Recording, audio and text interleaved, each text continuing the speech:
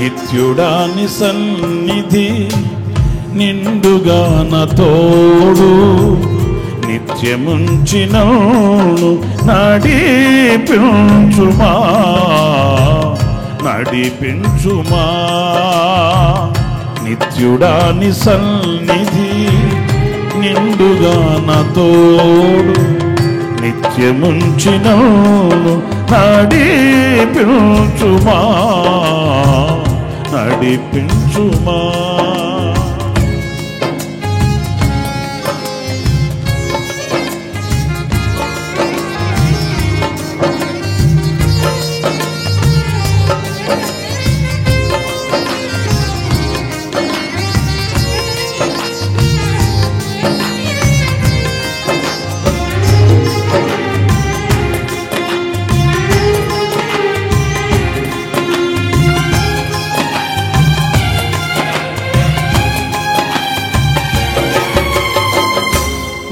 కుడి హస్తం హత్తుకొని ఉన్నది, నీ ఎడమ చేయి నా తల క్రిందనున్నది.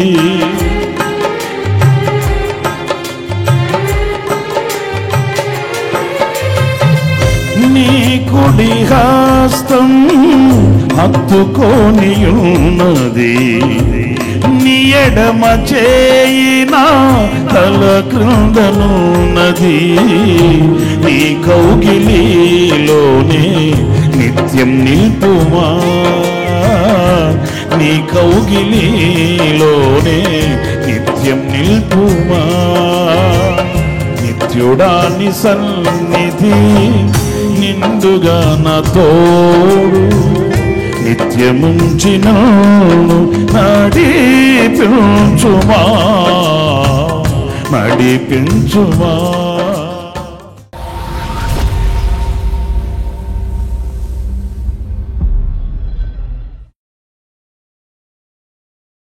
Praise the Lord. ప్రభువైన యేసుక్రీస్తు నామములో మీ అందరికీ మా హోసనా మినిస్ట్రీస్ తరపున హృదయపూర్వకమైన వందనాలు తెలియపరుస్తున్నాను. ప్రభు మిమ్మల్ని ఆశీర్వదించి దీవించునుగాక. ప్రియులారా, ప్రభు మనల్ని నేటి వరకు ఆయన కౌగిలిలో దాచుకొని భద్రపరిచి విశేషమైన కృపను సమృద్ధిగా అనుగ్రహించి ప్రతిదినమునకు కావలసిన అనుదిన కృపను ఆయన అనుగ్రహిస్తూ ఆయన కనుచూపుల పరిధిలో ఏ కీడు మనకు దరికి రాకుండా, ఎలాంటి సాతాను యొక్క తంత్రములు మనలను జయించకుండా తగు కృపను, అభిషేకాన్ని, శక్తిని, సామర్థ్యతను సమృద్ధిగా ప్రభు మనకు అనుగ్రహించి నేటి వరకు ఆయన కౌగిలిలో మనల్ని ఆయన దాచుకొని ప్రభు మనల్ని సజీవుల దేశంలో సజీవుడైన ప్రభుని ఆరాధించుకునేటట్లు సజీవులుగా ప్రభు మనల్ని ఉంచాడు. అందుకు ఎంతైనా మనం కృతజ్ఞులం, ఆయనను స్తుతించబద్ధులం. ప్రియులారా, మరి పరిశుద్ధ గ్రంథంలో కూడా మనం చదివినప్పుడు చక్కటి మాట ద్వితీయోపదేశ కాండం 32వ అధ్యాయం 7వ వాక్యంలో మనం చదువుతామండి. పూర్వ దినములను జ్ఞాపకము చేసుకొనుము, తరతరముల సంవత్సరములను తలంచుకొనుము. నీ తండ్రిని అడుగుము, అతడు నీకు తెలుపును. నీ పెద్దలను అడుగుము, వారు నీతో చెప్పుదురు. చూడండి, దినాలు దొర్లుతూ ఉన్నాయి. మనం నడిచి వచ్చిన మార్గం ఎంతో శ్రేష్టమైనది అని చెప్పుకోవాలి. ఎందుకంటే ప్రభు ప్రతి పరిస్థితుల్లో మనకు చాలిన దేవుడిగా నిలిచి ఆయనే విజయాన్ని ప్రసాదిస్తూ విజయ పదములో ప్రభు మనల్ని ఇంతవరకు ఆయన నడిపించాడు.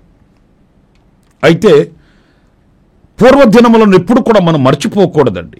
స్థితి మారవచ్చు, మన గతి మారవచ్చు, ఉన్నత స్థితిలో మనం నిలవవచ్చు, ఒకవేళ ఘనతాస్పదంగా మనం బ్రతకవచ్చు. అంత మాత్రాన పూర్వదినములను, పూర్వకాల సంవత్సరములను మనం మర్చిపోకూడదట.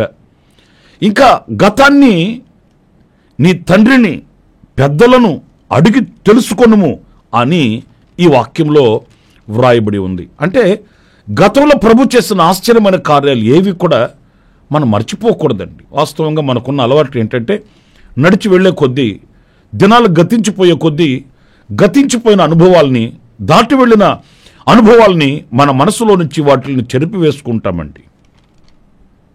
ఎన్నో భీకరమైన కార్యాలు ప్రభు మనల్ని తప్పించి తీసుకుని వచ్చాడు.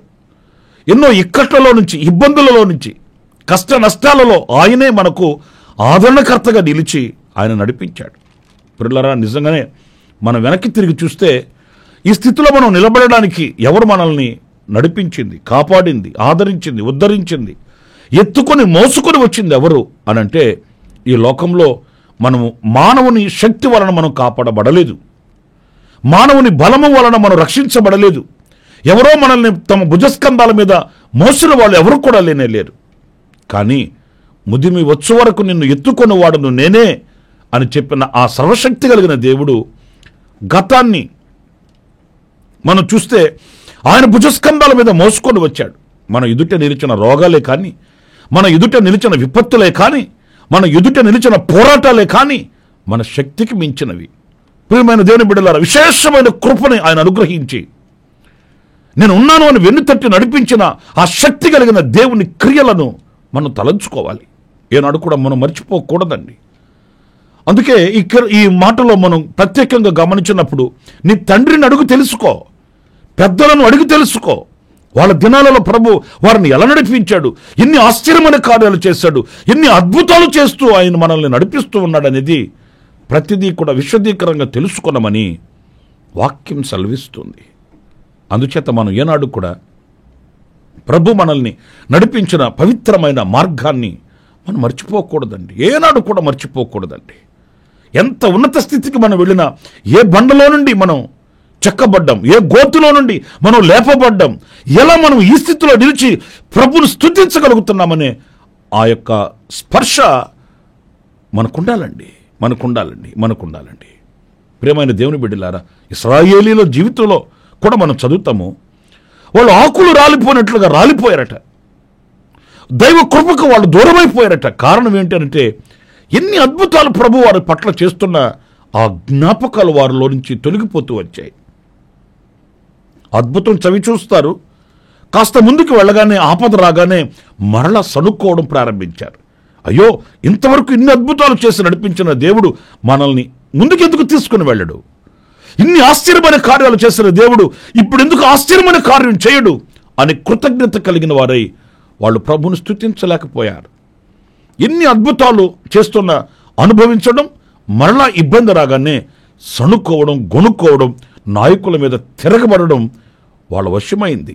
అందుకే వాళ్ళు కోరుకొనిన రేవుకు చేరలేక ఆకులు రాలినట్లుగా రాలిపోయినట్లు వాక్యం చెప్తుంది. ప్రియులారా, కృతజ్ఞత కలిగిన వారి హృదయం ఎప్పుడు కూడా దేవుని యొక్క కృపకు దూరం కాదండి, దేవుని వాత్సల్యమునకు దూరం కాదండి. అందుకే ప్రభు వారిని నడిపించిన పవిత్రమైన మార్గంలో ప్రభు వాళ్ళ దగ్గర ఆశించింది ఏంటంటే, ఇది మీ వరకు మాత్రమే కాదు,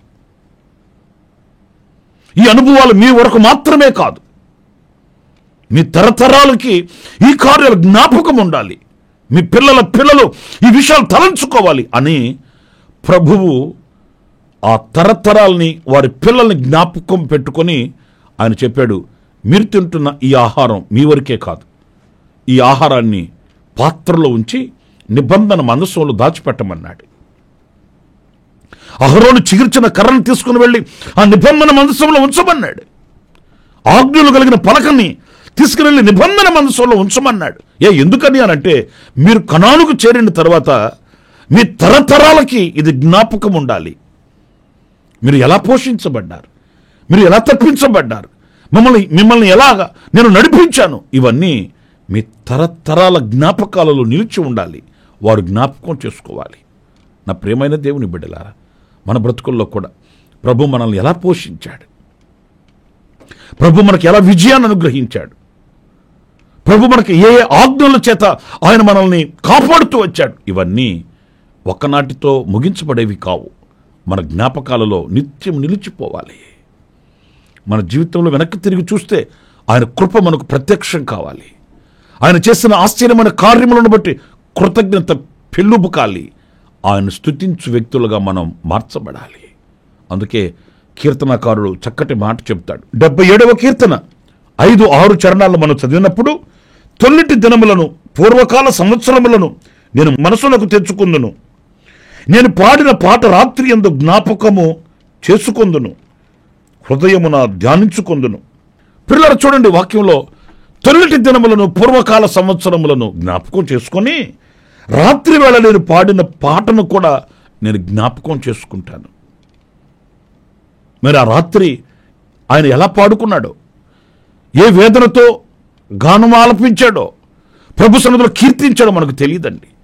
కానీ ఈ కీర్తనలో మాత్రం ఆయన జ్ఞాపకాలను మనకు జ్ఞాపకం చేస్తున్నాడు. నా తొలిటి దినాల్లో, నా పూర్వకాల సంవత్సరములలో ఆ రాత్రి వేళ నేను పాడుకొని నా పాట నా మధ్యలో నుంచి పోలేదు. ఈరోజు తప్పించబడ్డానని, రక్షించబడ్డానని, కాపాడబడ్డానని, ఏదో సుభిక్షతో బ్రతుకుతున్నానని ఆ జ్ఞాపకాలు నేను తీసివేసుకోలేదు. నిజమే ప్రియా దేవుని బిడ్డలారా, ఆ కృతజ్ఞత కలిగిన వాని హృదయంలో అవి చిరస్థాయిగా నిలిచిపోతాయండి.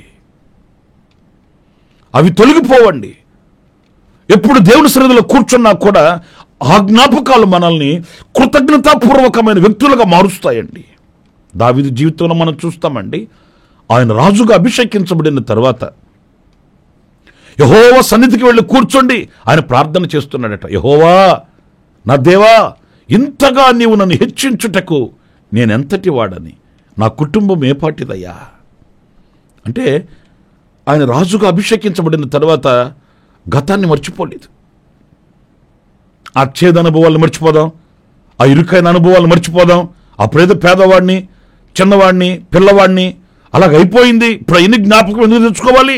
ఇప్పుడు రాజవస్త్రాలు వేసుకున్నాను, చలవరాతి బండల మీద నిలిచాను, రాజభోగ భాగ్యాలు అనుభవిస్తున్నాను, రాజకోటలో ఉంటున్నాను గనక అవన్నీ ఎందుకు తలంచుకోవాలి అని అనుకోవట్లేదు.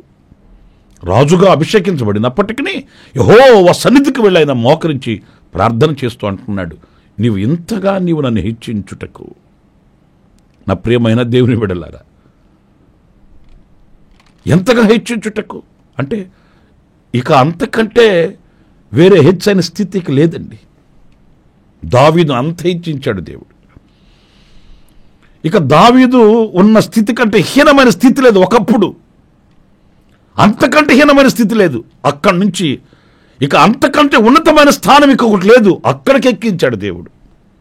రాజుగారి కంటే ఇంకా ఉన్నతమైన వాళ్ళు ఎవరున్నారండి? రాజే. ఆ దేశానికి ఒక తండ్రి లాంటి వాడు. ఆయనకి మించి ఇంకెవరు లేరండి. అంతగా దేవుడు అతన్ని ఆశీర్వదించాడు. కానీ ఆ ఆశీర్వాదం పొందుకొని ఏ స్థితిలో నుంచి అతను వచ్చాడో మర్చిపోలేదండి. పలుమార్లు దావీదు అంటాడు, గొర్రెల దొడ్డిలో ఉన్న నన్ను సింహాసనానికి తీసుకుని వచ్చాడు నా దేవుడు అంటాడు. ప్రియులారా, ఆ తొలిటి దినములు, పూర్వకాల సంవత్సరములు మన మధ్యలో నుంచి పోకూడదు. ప్రభు మనల్ని నడిపించిన మార్గం ఘనమైనది, పవిత్రమైనది, శ్రేష్టమైనది, ఉన్నతమైనది అన్నప్పుడు తగు కృతజ్ఞతా స్తుతిని మనం ఆయనకి చెల్లించి ఆయనను మహిమపరిచి ఆరాధించాలి. మీరు ఇదే కీర్తనలో 11వ వాక్యం కూడా నేను చదువుతానండి. యెహోవా చేసిన కార్యములను, పూర్వము జరిగిన నీ ఆశ్చర్య కార్యములను నేను మనసునకు తెచ్చుకుందును, నీ కార్యమంతయు నేను ధ్యానించుకుందును, నీ క్రియలను నేను ధ్యానించుకుందును. స్తోత్రం కలుగునుగాక. ప్రియులారా, పూర్వము జరిగిన ఆశ్చర్యమైన కార్యములు ఎన్నో ఎన్నో ఎన్నో ఎన్నో. శత్రువులు పైబడ్డారు. కరువు కాటకాలు ఓ కెరటాల వల్ల లేచి వచ్చాయి. మరొక విధముగా మనస్తాపనలు, మనసును చెలించి వేసే అనుభవాలు, మనసును కృంగతీసే అనుభవాలు, అధైర్యపరిచే అనుభవాలు లేకపోలేదు. ఎన్నో ఎన్నో మన్నో. ప్రియమైన సహోదరులారా, కానీ వాటన్నిటి మధ్య ఆయన చేసిన ఆశ్చర్యమైన కార్యాలు ఎన్నని చెప్పగలం? వాటిలన్నిటిని నేను తలంచుకొందును, ఆ కార్యములను నేను ధ్యానించుకొందును, ఆ క్రియలను నేను ధ్యానించుకొందును. ఏ ఒక్కటి మర్చిపోకూడదండి. నేను మరొక మాట కూడా నేను మీతో చెప్తాను. కీర్తనకారుడు దావీదు అంటాడు, నా అంతరంగంలో ఉన్న సమస్తమా ఆయన పరిశుద్ధ నామమును సన్నిధించుము, ఆయన చేసిన ఉపకారములలో దేనిని మరువకుము. ఇది చిన్నది అది పెద్దదని కాదు. ఆయన గొప్ప కార్యాలు, ఆయన గొప్ప క్రియలు మనం ధ్యానించాలి, స్మరించాలి. ఎప్పుడు మన మనసులో దానిని బట్టి ప్రభువుకి చెందవలసిన ఆ కృతజ్ఞతను మనం చెల్లించబద్ధులమై ఉండాలండి. ఒకసారి యాకోబు వాళ్ళ మామ ఇంటి దగ్గర ఉన్నప్పుడు ప్రభు చెప్పాడు, నువ్వు తిరిగి నీ తండ్రి ఇంటికి వెళ్ళమన్నాడు. తిరిగి వస్తున్నప్పుడు యాకోబు బేతేలుకు వచ్చిన తర్వాత తిరుగు ప్రయాణంలో ఆయనకు ఒక ఆలోచన. వెంటనే తన కుటుంబీకులతో చెప్తున్నాడు, మిమ్మల్ని మీరు పరిశుద్ధపరచుకోండి, శుచిపరచుకోండి.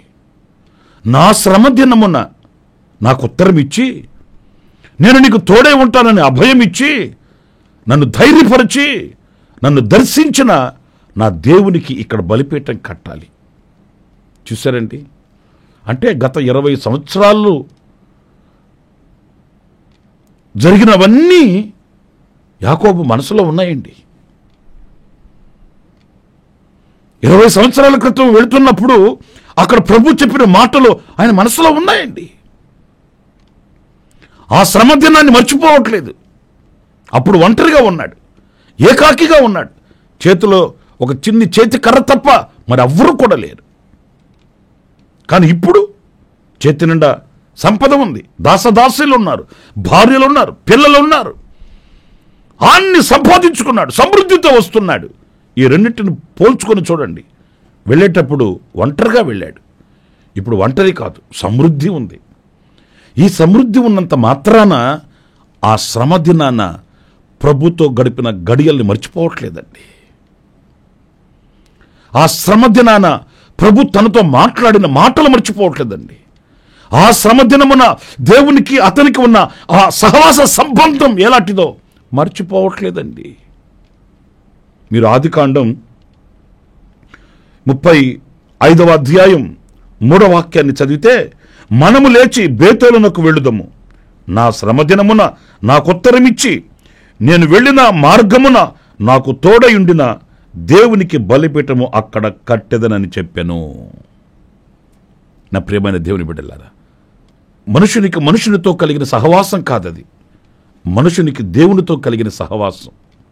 ఇది మరుపురానిది, మరవరానిది, మాధుర్యమైనది. నా ప్రియమైన సహోదరులారా, యాకోబు ఆ రోజు బలిపీఠం కట్టాడు అక్కడ. చూడండి, వెళ్ళేటప్పుడు ఒక్కడే నిలిచాడు ఆ చోట. ఇప్పుడు కుటుంబంతో కూడా కలిసి అక్కడ బలిపీఠం కడుతున్నాడు, దేవుణ్ణి స్తుతిస్తున్నాడు, ఆరాధిస్తున్నాడు, ఆయనను మహిమపరుస్తున్నాడు. ఇక్కడికి చేర్చిన తండ్రి నీకు స్తోత్రమని అక్కడ బలిపీఠమును కట్టి బలులు అర్పించి దేవుని మహిమపరచడం మనం చూస్తామండి. మన బ్రతుకులలో కూడా ఆయన మనల్ని అలా మలుపు తిప్పి, మన బ్రతుకులని మరో మలుపు తిప్పి ఆయన నడిపిస్తూ ఉన్నప్పుడు ప్రతి మలుపు మన జీవితానికి ఒక గెలుపు కావాలి. ఆ మలుపుల గెలుపులలో ప్రభు ప్రత్యక్షమవ్వాలి. ఆయన కొరకే మనం సాక్షిగా నిలబడాలి. ఆయన అనుగ్రహించిన కృపను బట్టి, ఆయన అనుగ్రహించిన శక్తిని బట్టి, ఆయన అనుగ్రహించిన అభిషేకమును బట్టి, ఆయన అనుగ్రహించిన దివ్యమైన జీవితపు అనుభవాలను బట్టి మనం ఆయన సన్నిధిలో కృతజ్ఞులమై బలిపీఠం కట్టగలిగిన వ్యక్తులము కావాలి. అలాంటి కృప దేవుడు మనందరికీ అనుగ్రహించునుగాక. దేవుడు మిమ్మల్ని ఆశీర్వదించి దీవించునుగాక. తలలు వంచండి, చిన్న ప్రార్థన చేసుకుందాం. కృపా సత్య సంపూర్ణుడ, జీవాధిపతి అయిన ప్రభువా, మీకు వందనాలు చెల్లిస్తున్నాను నాయన. తొలిటి దినములలో, పూర్వకాల సంవత్సరములలో మీరు చేసిన మహత్కార్యములు ఎన్నని మిమ్మల్ని మేము స్తుతించగలము. మా లెక్కకు మించినవి, మా ఊహకు మించినవి ప్రభు. అయినప్పటికీ మేము కృతజ్ఞులమై శిరస్సు వంచి మీ పాదాల దగ్గర చేరి, ఇదిగో మా ఎడల మీరు చేసిన గొప్ప కార్యాలను ఒక్కొక్కటిగా తలంచుకొని కృతజ్ఞత స్తుతి చెల్లిస్తూ ఉన్నాము. ప్రభువా, ఇదిగో ఈ మాటలు వింటూ ఈ ప్రార్థనలో ఏకీభవిస్తున్న ప్రతి బిడ్డను కూడా కృతజ్ఞులై నీకు సాక్షిగా నిలిచేటట్లు మీరు చేపట్టి నడిపించమని, కుడికైనను ఎడమకైనను తొలగక మిమ్మల్ని స్తుతించే సాధనాలుగా మమ్మల్ని ఒక్కొక్కరిని ఆయుధపరిచి నడిపించమని మమ్మల్ని మీ చేతులు సమర్పించుకుంటూ యేసు నామములో ప్రార్థించి వేడుకొనుచున్నాను తండ్రి. Amen, amen. ప్రభు మిమ్మల్ని ఆశీర్వదించి దీవించుగాక. ఆమెన్. ప్రతి దినము ఈ అనుదిన కృపాను సందేశాల కొరకు ఇంకా మరిన్ని ఆత్మ సంబంధమైన సందేశాల కొరకు ఈ మా యూట్యూబ్ ఛానల్ ని సబ్స్క్రైబ్ చేసుకోండి. Pastor Ramesh Kosanna ministries.